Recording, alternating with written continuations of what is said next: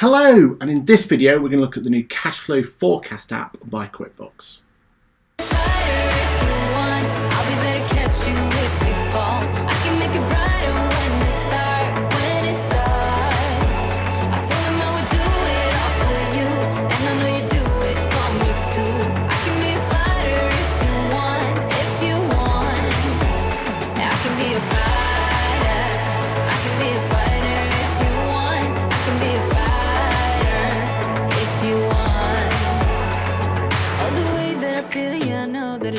Cause I can get him out of my head. Hello, my name's Aaron Patrick and I'm a Chartered Accountant and Certified UK Trainer. In this video we're going to look at the brand new feature from QuickBooks, Cashflow Forecast. Now this isn't available to every single account just yet. This is a stage rollout, so you'll only see it appearing in some of the client files at this point in time. But if you do have access to it, you only have access to it at this point in time via the mobile, and that's exactly what we're going to look at today. Now, within the mobile itself, if you get yourself signed in to QuickBooks itself, so the way to find out if you've got access to it is really straightforward. Get yourself signed into QuickBooks. There's a new sign-in page, it's really useful. So I'm going to use the sign in and Face ID. Once you sign into a client, use the hamburger tool, and then in the top right hand corner, you should have cash flow. It's that cash flow bit that we're looking for. It's that cash flow bit that we're looking for, which can enable you to do the new features we're looking at today. Now today, this is a first look at this new software. It's only just been released, so we're going to have a look at it and see what we can do with it on the face of it. But then later on, when it gets rolled out to the browser experience, so we can see it in a lot more detail, we're going to do a bit more of a deep dive at that point. For now though, we're just going to concentrate on what is shown here. We're going to have a look and see what we can do within this new feature. And we're going to have a play around with and see if we can manipulate it a little bit more so that we can use this for clients going forward, or if you're using it for your own solution so you can see exactly how this is done. Now this is a feature I've been waiting for a while now, so I'm quite excited to have a look and see what it can be done, especially at times like this. We're now in a whole recovery phase, and a lot of our clients are thinking about how they're going to recover and how they're going to go from here. And the Cashflow Forecast is one of the best tools to look at that. You can start looking into what would it do if I start bringing on my staff and how that's going to affect money going forward in the cash projection going forward. And cash is really important at this point in time. And if you've taken on one of those new bounce back loans, you're going to want to consider, well, when it comes to repaying that, how is that going to affect my bottom line? How is that going to affect my cash flow going forward? So these are really important questions that are starting to generate within our clients and within the community of small businesses. And now we've got the opportunity in the tool set to be able to fix that.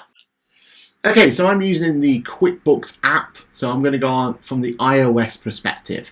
So let's have a look at the iOS app and see how that works. So first of all, I'm going to go jump in and go to the QuickBooks app. What you should notice now though, we've got a new sign-in experience. So this is quite new to especially to the iOS side of things. So instead of having to put my credentials in each time, I now have a really handy way of just pressing sign in. It's going to do Face ID. It's going to bring up the list of what clients I've got. I've created a brand new one there called Cashflow Forecast, so let's jump into that one. Okay, so from here then, what we want to look at is what is new. So I'm going to go and use my hamburger button, the bottom right hand corner. And you'll notice in the top right hand corner up here, I now have a new option called Cashflow. So let's explore what's in there. Now, one of the things you have to have enabled for this, you have to have a linked bank account for it to fully work. It's a bit like the cash flow planner that we were looking at in the last video, where it's going to look at the information coming in. In fact, what I can see is an extension to that. Now, the information at the top is all about linked accounts. And what I have noticed is the more linked accounts we can put on there, the more information we can come forward. And the most important bit is this new projected balance. So now it's going to look at what's happening. What do we expect to see? And I've already put a bit of information in here so I can play around with it. But effectively it gives you this nice, easy way of sliding your information around to see what that projected balance is going to be. And we're going to add some extra information on here to see how that is put into place and how that works. We've also got an option here for check it out. So it's going to look at the linked bank accounts, and it's going to understand for us what's going through. So it's importing next 3 months and predicting future events based on financial patterns. So you're set to start planning. Update your planner often so your cash flow is always clear. Future transaction pull from QuickBooks. So if you have got any invoices or bills on there, it's going to bring into play. That's what we just saw there when we're sliding that thing left and right. Link bank account info so you can show future predictions. So it's going to look at what income you've had previously and what expenses you've had previously. You're going to work that forward. And you can now add future events like invoice and bills. So let's go. And then the first time we do it, we even get this nice little tour. So you can drag the bar to see your cash flow change over time. So that's what I was just showing you, and we're going to see that working, and we're going to see if we can predict that and enhance that a little bit. Add any event without touching transactions in other parts of QuickBooks.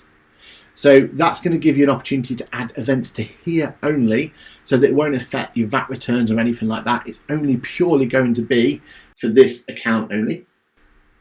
And then we're going to have the option to edit any time by tapping an event or swipe left to delete. So like we do with transactions within the banking section in QuickBooks, it's going to be very similar in the way we happen there.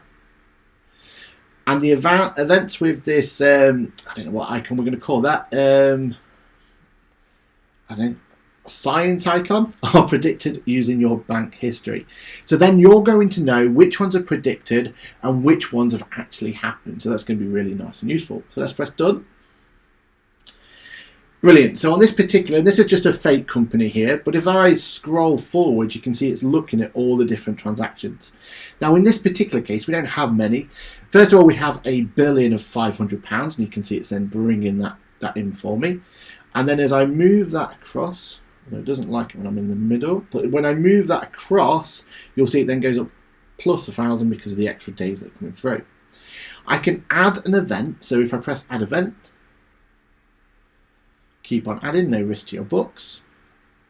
I can say I'm expecting my grant to come in, COVID-19, 2,500. Continue and save. So this won't affect my books in any possible way, but it's putting that information in. And I can add another event, but this time actually let's do a money out transaction. And I could say that I have wages to pay, and let's say that's £3,000. And I can change the date if I need to, so I can put it to a different particular date. So let's do this 21st of May, press done. And as you can see now, it's predicting and then having a look at what my cash flow is going to be based on these transactions that I've planned. Now, one thing it hasn't done in this particular instance is look back at information.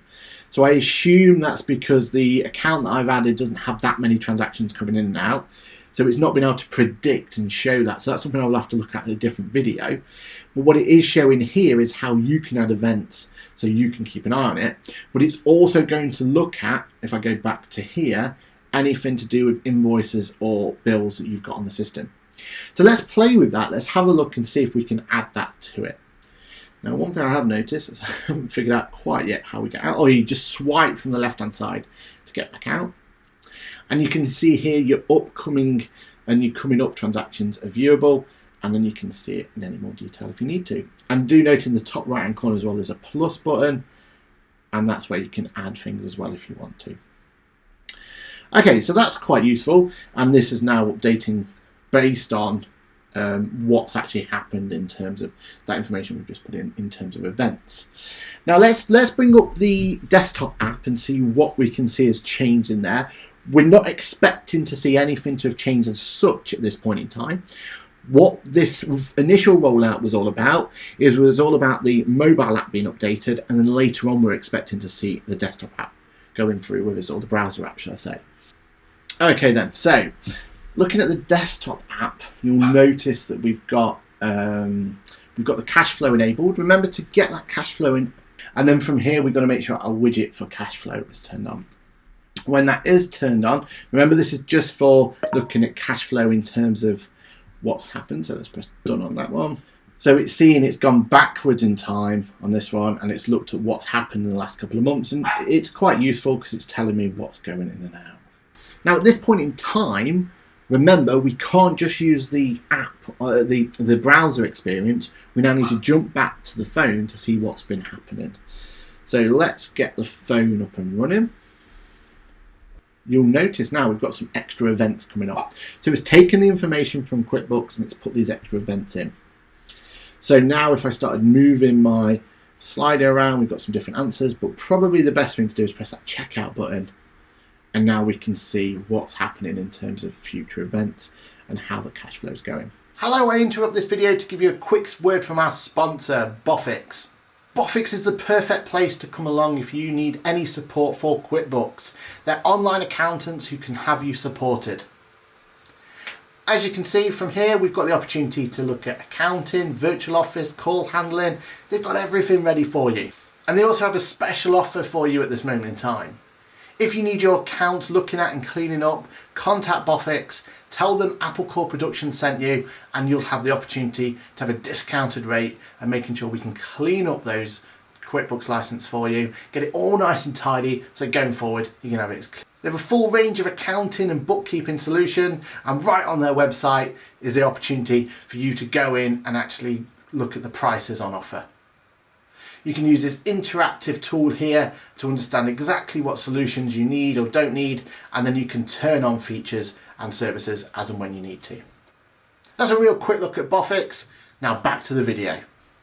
Okay then, so what I've done now is I've had a look at it from a different perspective, and what I've done now is I've added on some extra bank accounts to see if that's given me any more data to play with.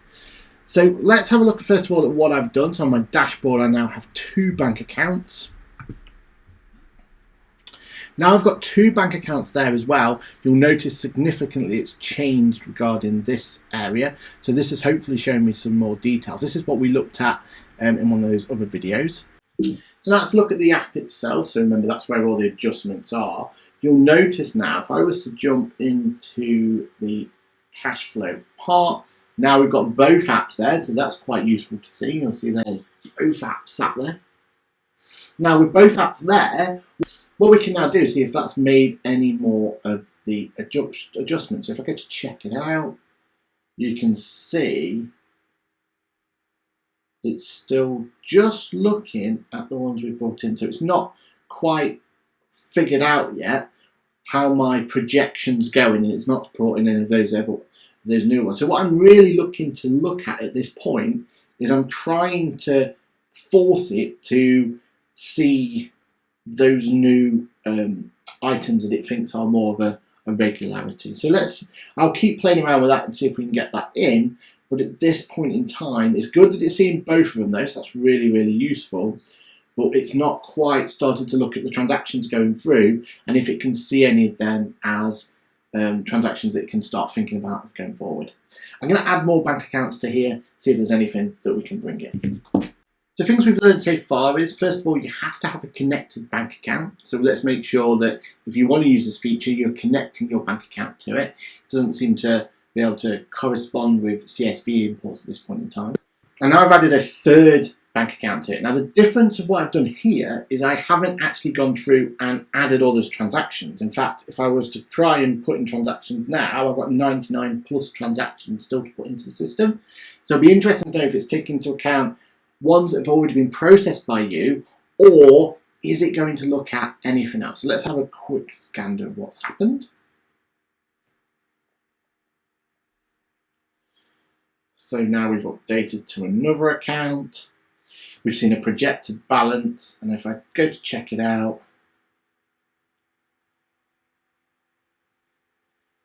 it doesn't seem to have brought that into play. So what I'm going to do now is quickly going to add all those transactions and see if that does anything for us. Okay, so what I've done now is I've really ramped up the amount of data that I've quickly put into the system. We've had 121 transactions in the last 30 days. So hopefully that means that there's quite a lot of transaction that's pushed through there. And if I was to quickly jump on my dashboard now. You'll see we've got a lot of more information, we've got a lot more income and expenditure. Now the one thing that's different about this though is that, or might be worth considering in terms of why this might not be working as intended, is because I've cheated a little bit and I've put sales and sundry, and they're the only two income and expenditure accounts I've done. So if I was to run a profit and loss, and I was to do profit and loss by month, and I was doing let's do all dates, press run report, you'll notice I literally have sales and sundry, and that's all I've got going through my business at this point in time. So that could be why we're struggling to find certain aspects. But I am going to check that. I'm going to see if that does make any difference. But let's see now we've got even more data going through. If on our app, if it's now started to find more transactions. So let's have a look at cash flow. Bring it up on screen. Okay, so I had to think about it then. So that's probably a good sign. Now, projected cash flow. Let's see if we check it out. Okay, so I'm still not seeing those estimated ones. Now it could just be because we are looking at it. So what I'm quickly going to do is reclassify a couple of transactions. So all I've done now, just to see if it does any difference at all, is I'm just going to reclassify all my telephone ones, because they're all by direct debit. So I'm wondering is if I put that against somewhere other than sundry, is QuickBooks going to see them as regular transactions and start trying to predict what they're going to be going forward? With them being telephone, they're not always going to be the same amount.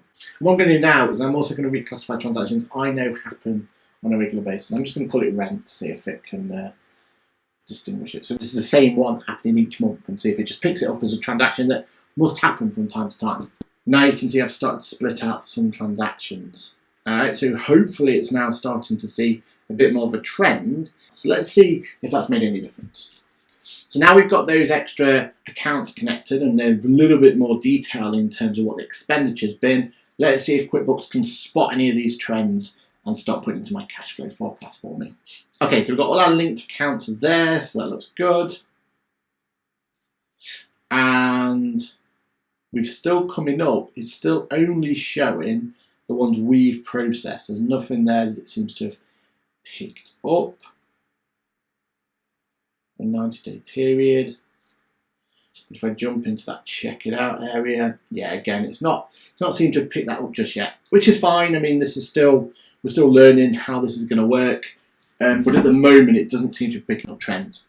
But that is something I'm going to be looking at a little bit more detail and figuring out what constitutes something that it can foresee as a trend and automatically put into the cash flow forecast, and what it sees as just something that we've put there.